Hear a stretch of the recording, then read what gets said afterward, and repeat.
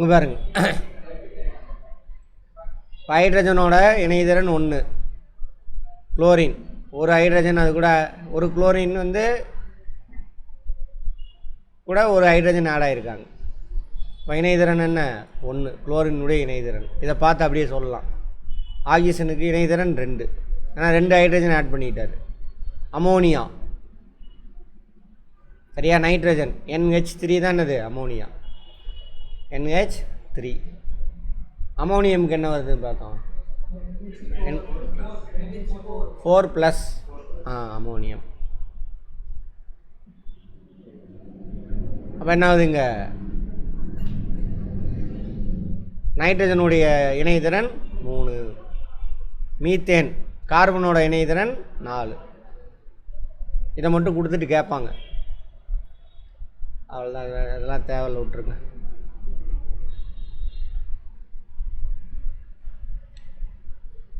அயனிகள், அயனினா என்னன்னு பார்த்தோம், எலக்ட்ரானை இழந்துக்கணும், இன்னொன்று எலக்ட்ரானை ஏற்றுக்கும். எலக்ட்ரானை இழந்தது என்னவா மாறும்? நேரயனி. எலக்ட்ரானை பெற்றது எதிரயனி.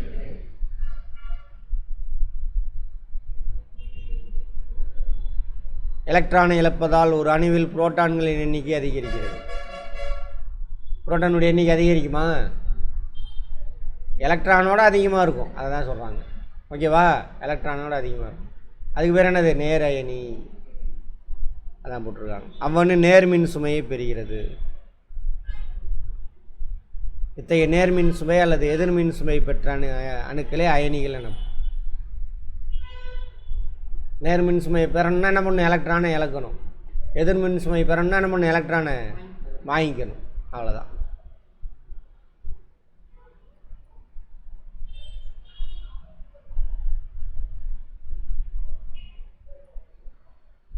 வகைகள். நேரயனி, பாசிட்டிவ் அயான் என்ன பண்ணணும்? எலக்ட்ரானை இழக்க வேண்டும். பாசிட்டிவ் அயான், அதுக்கு இன்னொரு பேர்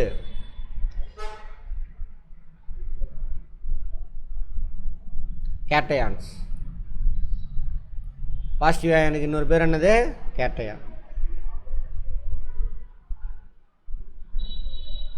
ஒரு அணுவானது ஒன்று அல்லது அதற்கு மேற்பட்ட எலக்ட்ரானை இழப்பதால் நேர்மின் சுமையை பெறுகிறது. எத்தனை எலக்ட்ரான் வரைக்கும் இழக்கும்? 3 வரைக்கும் தான். சரியா? ரைட்.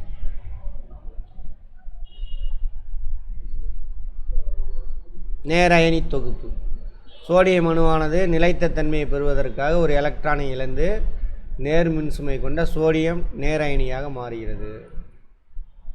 சோடியம் நேரயனியானது Na+ அப்படின்னு சொல்லணும். அப்படின்னா ஒரு ப்ளஸ் போட்டாங்கன்னா ஒரு எலக்ட்ரான் அதை இழந்திருக்குன்னு அர்த்தம். சரியா? இங்கே பாருங்க, இது எலக்ட்ரானை இழந்துருச்சா? அதுக்கு முன்னாடி வந்து என்னது? அது அணு. எலக்ட்ரானை இழந்தவொன்னு என்ன அர்த்தம்? 2 எலக்ட்ரான் இழந்துருச்சு அப்படின்னா என்ன பண்ணும்? Na2+. 3 எலக்ட்ரான் இழந்தால் 3+, +3. இது மாதிரி ஒரு எலக்ட்ரானை ஏற்றுக்குச்சுன்னா அதை என்னென்னு போடுவாங்க? -. 2 எலக்ட்ரான் எழுதுனா -2. 3 எலக்ட்ரானை ஏற்றிருந்தா -3. அதுவும் அயனி தான். இங்கே பாருங்க, இதை நோட் பண்ணிக்கோங்க. இது எலக்ட்ரானை இழந்தோடனே இந்த ஆர்பிட் என்ன ஆயிடுச்சு? கட் ஆயிடுச்சு, சின்னதாகிடுச்சு. பாருங்க, வால்யூம் குறையுது. வால்யூம்னா என்ன அர்த்தம்? அது எவ்வளோ இடத்த பிடிச்சி வச்சுருக்கு, கன அளவு. அடுத்து எதிரயனி. ஒன்று அல்லது அதற்கு மேற்பட்ட எலக்ட்ரான்கள் என்ன பண்ணும்? ஏற்பதால் எதிர்மின் சுமை பெறுகிறது. இது வேதிவினை தான். எலக்ட்ரான் இழந்துக்குது வேதிவினை தான். குளோரின் அணுவு, அதுக்கிட்ட இருந்து வந்த எலக்ட்ரான் என்ன பண்ணும்? இது ஏற்றுக்கும். 1 2 3 4 5 6 7. இன்னொரு எலக்ட்ரான் உட்கார முடியும். ஸோ அதுலேருந்து எலக்ட்ரானை வாங்கி வாங்கினா என்ன ஆயிரும்? 17 புரோட்டான் இருக்கும். எலக்ட்ரான் எத்தனை ஆயிரும்? இதில் 17 எலக்ட்ரான் புரோட்டான் இருக்கும், 17 எலக்ட்ரான் இருக்கும். இப்போ என்னாச்சு, ஒரு எலக்ட்ரானை வாங்கிச்சா 8 ஃபில் ஆயிடுச்சு. இப்போ 18ஆக மாறிடும். புரோட்டான் எத்தனை? 17. எலக்ட்ரான் எத்தனை? 18. அப்போ என்ன ஆகும்? -1. இது என்னவா மாறிடுச்சு? இது வந்து ஆனியான் அப்படிம்பாங்க. எதிரயனிக்கு பேர் ஆனியான்.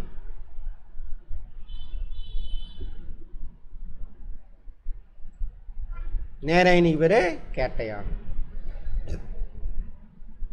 இப்போ இவர் பாசிட்டிவாக மாறிட்டார், அவர் நெகட்டிவாக மாறிட்டார். அப்போ 2 பேர் என்ன ஆயிடுவாங்க, டக்குன்னு வந்து அட்ராக்ஷனில் ஒட்டி எலக்ட்ரான் ஆர்பிட்டார் 2க்கும் ஒட்டிக்கும். இது பாசிட்டிவ், அது நெகட்டிவ். அதானே இது சோடியம் குளோரைடு, உப்பு. சும்மா புரிஞ்சிட்டு மட்டும் வாங்க, மனப்பாடம் பண்ணாதீங்க, கேள்வி கேளுங்க. வெவ்வேறு இணைதிறன்களா, மின் சுமை, இரட்டை மின் சுமை, ஒற்றை மின் சுமை, அதெல்லாம் பார்த்துட்டோம். மும்மை மின் சுமை மற்றும் 4 மின் சுமை.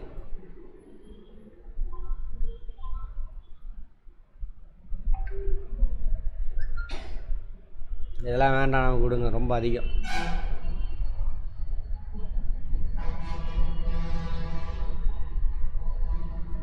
குளோரின் என்ன பண்ணியிருக்கு? எலக்ட்ரானை பெற்றிருக்கு. இவர் 2 எலக்ட்ரானை வாங்கியிருக்காரு.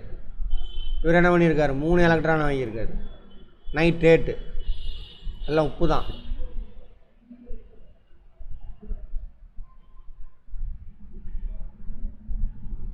இது கார்பனேட் கொஞ்சம் அதிகம், அதெல்லாம் விட்டுருங்க, வேண்டாம் உங்களுக்கு, அது அதிகம்தான்.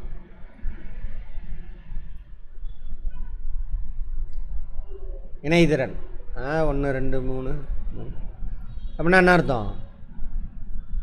3 எலக்ட்ரானை விட்டு கொடுத்துருக்கு. எது? Aluminium. Aluminium chloride. Aluminium chloride. இது என்னது? Calcium chloride. எங்கே இருக்குது கால்சியம் குளோரைடு? கால்சியம் குளோரைடு எங்கே? இல்லைம்பா. Magnesium chloride, ammonium NH4, ammonium chloride, ammonium chloride, potassium chloride, sodium chloride. வேதி வாய்ப்பாடு, மூலக்கூறு வாய்ப்பாடு, இது வேண்டாம், நமக்கு தெரிஞ்சது மட்டும் விட்டுருங்க.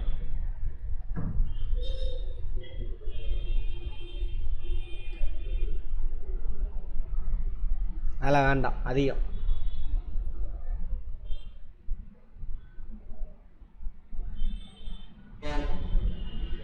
இதை மட்டும் பார்ப்போம்.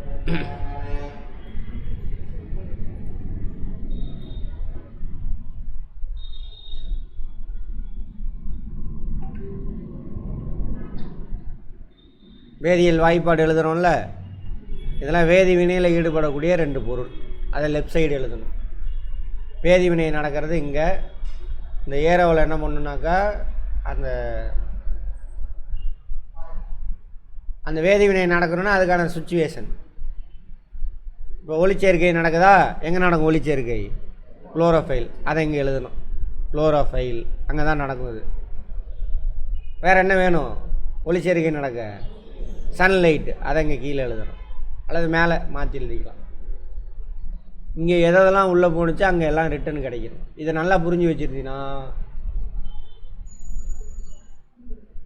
ஒரு சில இதுக்கு ஆன்சர் பண்ண முடியும். நீ மனப்பாடம் பண்ணாமையே ஒரு தடவை குரூப் 1ல் 17 எழுதணும். நம்ம ஸ்கூல் அவன் எல்லாம் என்ஜினியரிங் அதெல்லாம் படிச்சுட்டு வந்துடும். இந்த மாதிரி 4 கெமிக்கல் ரியாக்ஷன் கொடுத்துட்டான். நான் பார்த்தோன்னே தான் நான் ஆன்சர்ன்ட்டேன். சார் அதான் எப்படி சார் சொன்னீங்க? நான் சயின்ஸ் படிக்கலை. தெரியும். லெஃப்ட் சைடில் என்னென்ன எத்தனை ஆட்டம் உள்ளே போச்சோ அத்தனை ஆட்டம் என்ன இருக்கணும்? இங்கே வெளியில் வந்துருக்கணும். அதானே விதி. என்ன விதி? பொருண்மை அழியா விதி. பொருண்மை அழியா விதி. Law of conservation of mass.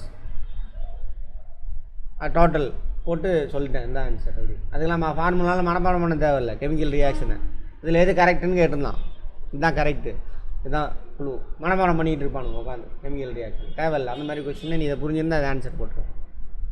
ஒரு மெக்னீஷியம் உள்ளே போயிருக்கா, வந்துருச்சு 1. ஹைட்ரஜன் எத்தனை போயிருக்கு? 2 வந்துருச்சு. ஓகேவா? ஒரே நிமிஷம்.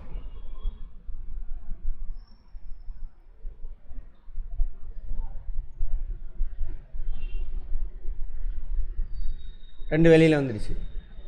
சல்ஃபரு 1, ஆக்சிஜன் 4, எல்லாமே வந்துருக்கு. அப்போ எதெல்லாம் உள்ளே போகுதோ அத்தனையும் வெளியில் வந்துருக்கும். இந்த மேலே ஏற போட்டோம் அப்படின்னாக்கா அது கேஸாக ஆயிடுச்சுன்னு அர்த்தம், வாயுவாக மாறிடுச்சுன்னு தான். கீழே போட்டோம் அப்படின்னா வெயில் படிதல், சால்ட்டாக மாதிரி கீழே விழுந்துருச்சுன்னு அர்த்தம். வேதிவினை நடக்கும்பொழுது இந்த மாதிரி போட்டால் வெயில் படிவு, ப்ரிசிபிட்டேஷன் பார்த்தோமா, இப்படி போட்டானே தான் கேஸாக மாறிடுச்சு அப்படின்னு.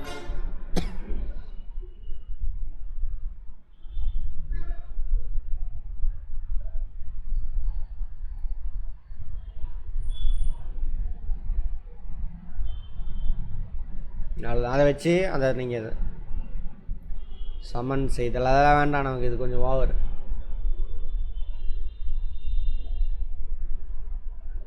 வேதிச்சேர்க்கை விதிகள் இதை மட்டும் பார்த்தோம்னா போதும்.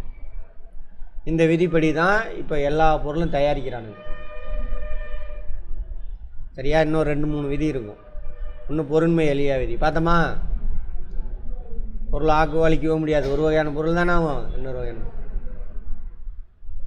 லா of conservation of mass, Lavoisier அவர் தான் சொல்லியிருப்பார். வேதியியலுக்கு ரொம்ப முக்கியமான பங்கு ஆட்டினவர் லவாசியர்.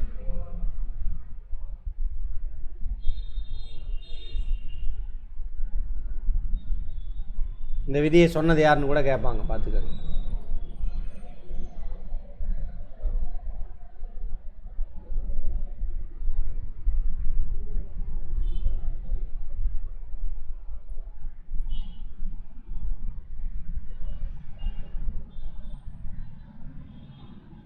வினைபடு பொருள் மற்றும் வினை விளை பொருள்.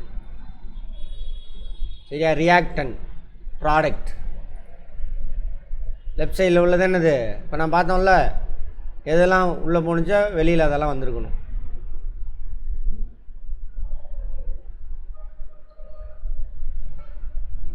எங்கே அது?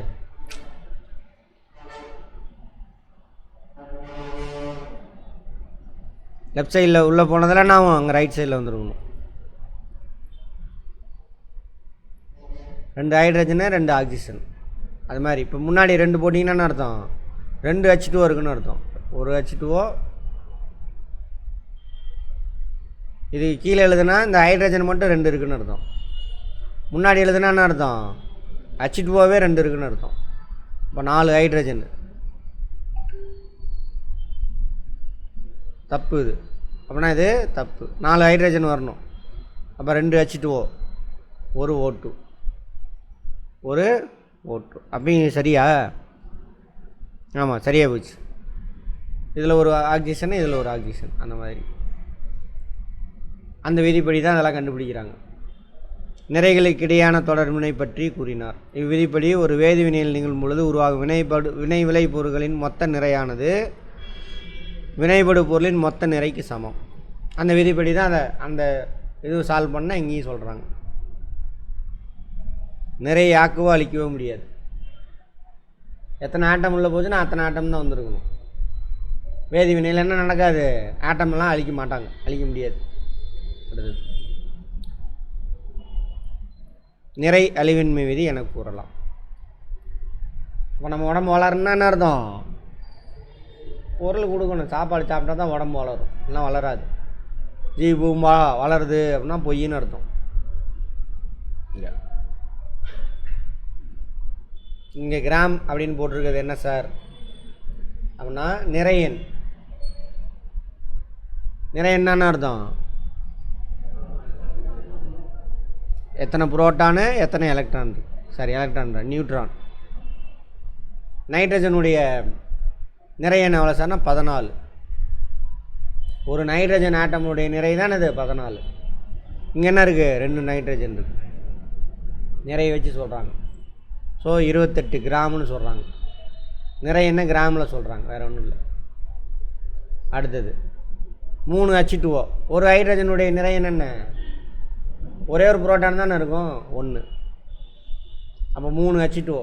மொத்தம் எத்தனை ஹைட்ரஜன் இருக்குது? 6 கிராம். இது 2 சேர்ந்து என்ன ஃபார்ம் ஆகிருக்கு? அமோனியம், அமோனியமா அமோனியாவா, அமோனியா NH3. அங்கே போனதெல்லாம் ரிட்டர்ன் வந்துடும். 28 கிராமு ஒரு 6 34 கிராம் 2 NH3 வந்துருச்சா. 1 எத்தனை இருக்கும், 3 3 14 எவ்வளவு, 17 ஒரு இதில். அதான் 2 ஃபார்ம் ஆகிருக்குல்ல, அப்போ 2 17, ஸோ 34 கிராம் வந்துருச்சு. அது மனப்பாடம் பண்ண தேவையில்லை, அமோனியா மட்டும் மனப்பாடம் பண்ணிக்கோங்க ஃபார்முலா, அவ்வளோதான். இது எந்த விதிப்படி செயல்படுது, பொருண்மை அழியாது. இயற்பியல் அல்லது வேதிமையல் மாற்றத்தின் மூலம் நிறையை ஆக்கவோ அழிக்கவோ முடியாது. ஆற்றல் அழிவின்மை விதி. ஆற்றல் அழிவின்மை விதியா, ஆற்றல் கிடையாது, பொருண்மை அழியா விதி மாற்றி போட்டானுங்க. அது வேறு பொருளை தானே பேசிக்கிட்டு இருக்கோம். பொருண்மை அழியா விதி, mass of law of conservation of mass, மாறா விகித விதி, ரேஷியோ விகிதம்னா. இப்போ நீர் மூலக்கூறு பார்த்தோமா, எப்போ எந்த ரேஷியோவில் தான் இருக்கும், 2:1 ரேஷியோவில் தான் என்ன இருக்கும், ஹைட்ரஜனும் ஆக்சிஜனும் சேர்ந்துருக்கும். வீட்டு பைப்பு தண்ணி எடுங்க, அந்த தண்ணியில் உள்ள H2O மாலிகுலும் 2 ஹைட்ரஜனும் ஒரு ஆக்சிஜன் தான் இருக்கும். டிஸ்டில்டு வாட்டர் இருக்குல்ல, அதில் உள்ள H2O எடுங்க, இந்த ரேஷியோவில் தான் இருக்கும். கடல்லேருந்து தண்ணி எடுங்க, அப்படி தான் இருக்கும். மண்ணிலேருந்து ஒரு H2O மாலிகுல் எடுங்க, வியர்வையிலேருந்து H2O மாலிகுல், எல்லாம் இந்த ரேஷியோவில் தான் இருக்கும். 2 ஹைட்ரஜன் ஒரு ஆக்சிஜன். அதே நிறை எண்ணெய் வச்சு சொல்லலாமா, ஹைட்ரஜனோட நிறை எண்ணெய் எவ்வளவு, 1. ஆக்சிஜனுடைய நிறை எண் 16, 8 புரோட்டான் 8 நியூட்ரான் இருக்கும். அப்போ என்ன வரும், 2:16. இது எப்பயுமே நம்ம எப்படி வச்சுருக்கலாம், மேக்ஸில் பார்த்துருப்போம், சிம்பிளிஃபை பண்ணி வைக்கணும். ஸோ 1:6, 1:8, இந்த ரேஷியோ எவ்வளோ தான் இருக்கும். ஆட்டம் வச்சு சொன்னாங்கன்னா 2:1 சரியா. வால்யூம் வச்சு சொன்னாங்கன்னா, நிறைய வச்சு சொன்னாங்கன்னா எப்படி இருக்கணும், 1:8 கேட்பாங்க. நீர் மூலக்கூறுடைய நிறை விகிதம் என்னன்னு கேட்பாங்க, 1:8. வால்யூம் வச்சு சொன்னால் என்ன பண்ணணும், 2:1. ஆட்டம் வச்சு சொல்கிறாங்கன்னு அர்த்தம். ஓகேவா, முடிஞ்சா பாடம்.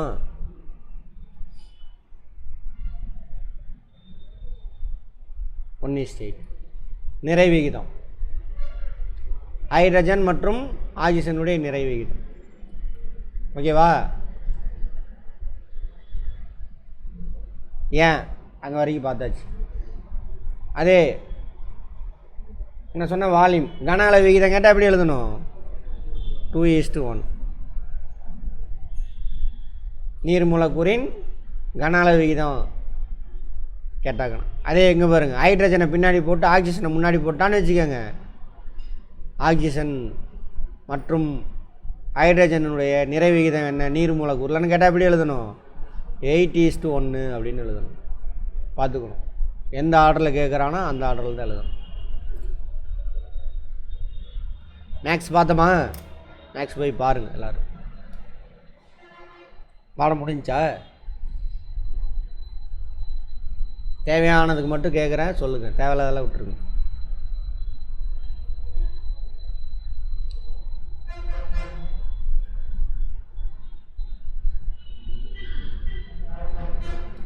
கேத்தோடு கதிர்கள் டேஸால் என்னது, எலக்ட்ரான் தான். அது எலக்ட்ரான் ஓடும், அப்போ கண்டுபிடிக்கல, உனக்கு தெரில. அப்புறம் என்ன பார்த்தோம், ஆனோடு பார்த்தோமா. ஆனோடு என்னது, ஹைட்ரஜன் ஆட்டம் எடுத்து அதில் உள்ள எலக்ட்ரானை துரத்தி விட்டு புரோட்டான் மட்டும் இருக்கும். என்னது, நேர்மின் சுவை. ரைட்.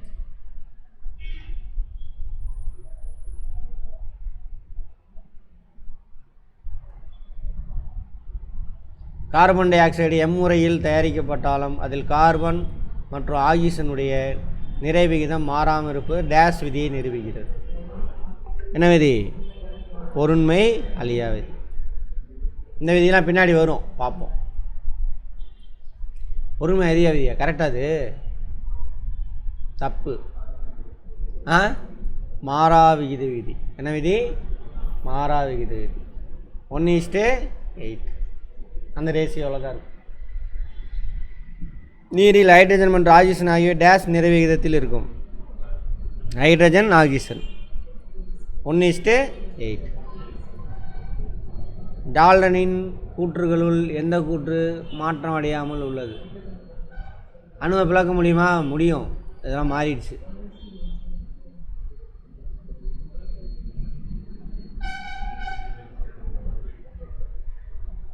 அதை வேண்டாம், விட்டுருங்க. ஒரு தனிமத்தின் அனைத்து அணுக்களும் எப்படி இருக்கும்? ஒரே அணு எண்ணையும் ஒரே அணு எண்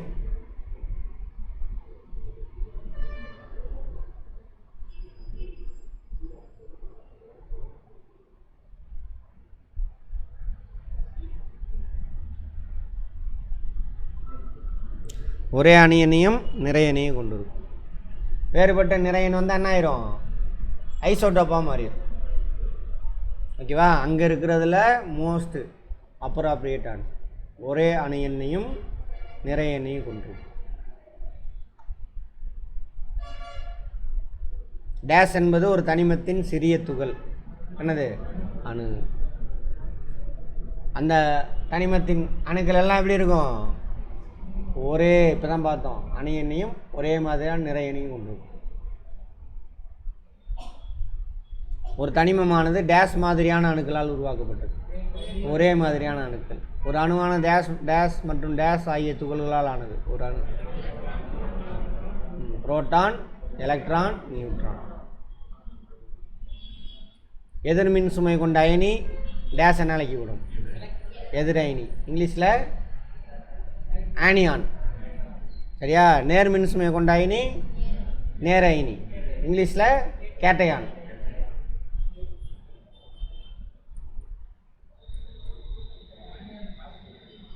டேஸ் ஒரு எதிர்மின் சுமை கொண்ட துகள். எது? எலக்ட்ரான். புரோட்டான் டேஸ் மின் சுமை கொண்டது.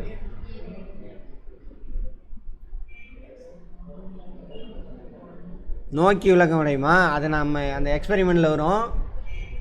ஆப்போசிட் தானே? எதிர்மின் சுமை கொண்ட தகடு, அதை நோக்கி தான் விளக்கம் அடையும். பொருண்மை அழியா விதி யார் பார்த்தோம்? லவாசியர். மாறா விகித விதி ஜோசப் ப்ரௌஸ்ட். இப்போ பாருங்க, நமக்கு தெரிஞ்சதை வச்சு போங்க. கேத்தோடு கதிர் யார்? ஆனோடு கதிர் யார்?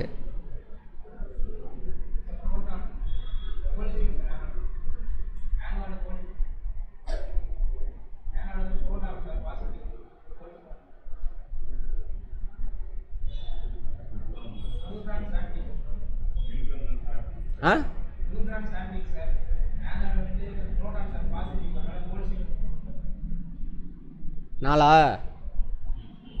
நியூட்ரான்.